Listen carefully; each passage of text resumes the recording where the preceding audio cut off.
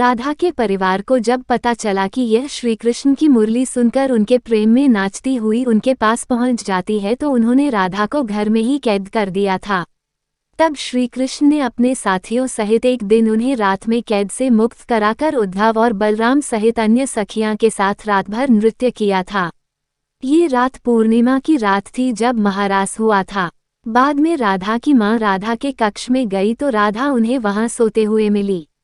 कहते हैं कि उस वक्त श्री कृष्ण को दो ही चीजें सबसे ज्यादा प्रिय थीं, बांसुरी और राधा। कृष्ण की बांसुरी की धुन सुनकर राधा के जैसे प्राण ही निकल जाते थे। कई जन्मों की स्मृतियों को कुरेने का प्रयास होता था और वह श्री कृष्ण की तरफ खींची चली आती थी। भगवान श्री कृष्ण के पास एक मुरली थी जिसे उन्होंने राधा को छोड़कर मथुरा जाने से पहले दे दी थी। राधा ने इस मुरली को बहुत ही संभाल कर रखा था और जब भी उन्हें श्री कृष्ण की याद आती तो वह यह मुरली बजा लेती थी।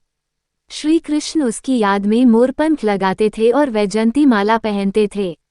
श्री कृष्ण को मोरपंख तब मिला था जब वे राधा के उपवन में उनके साथ नृत्य कर रहे मोर का पंख नीचे गिर गया था तो उन्होंने उसे उठाकर अपने सिर पर धारण कर लिया था और राधा ने नृत्य करने से पहले श्री कृष्ण को वैजयंती माला पहनाई थी। जब कृष्ण वृंदावन छोड़कर मथुरा चले गए तब राधा के लिए उन्हें देखना और उनसे मिलना और दुर्लभ हो गया। कहते हैं कि राधा और कृष्ण दोनों का पुनर्मिलन कुरुक्षेत्र में बताया जाता है, जहां सूर्य ग्रहण के अवसर पर द्वारिका से कृष्ण और वृंदावन से नंद के साथ राधा आई थी। राधा सिर्फ कृष्ण को देखने और उनसे मिलने ही नंद के साथ गई थी। इसका जिक्र पुराणों में मिलता है। इसके बाद राधा और श्री कृष्ण की अंतिम मुलाकात द्वारिका में हुई थी। सारे कर्तव्यों से मुक्त होने के बाद राधा आखिरी बार अपने प्रियतम कृष्ण से मिलने गईं।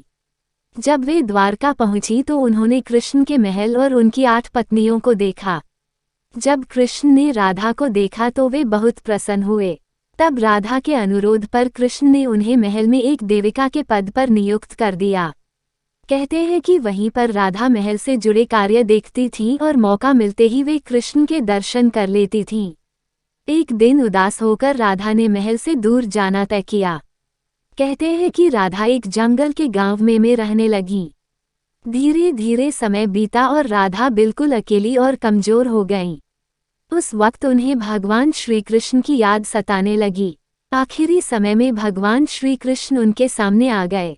भगवान श्री कृष्ण ने राधा से कहा कि वे उनसे कुछ मांग लें, लेकिन राधा ने मना कर दिया।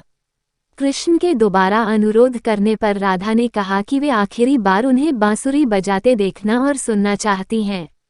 श्री कृष्ण ने बांसुरी ली और बेहद सुरीली धुन में बजाने लगे। श्री कृष्ण ने दिन रात बांसुरी बजाई। बांसुरी की धुन सुनते सुनते एक दिन राधा ने अपने शरीर का त्याग कर दिया।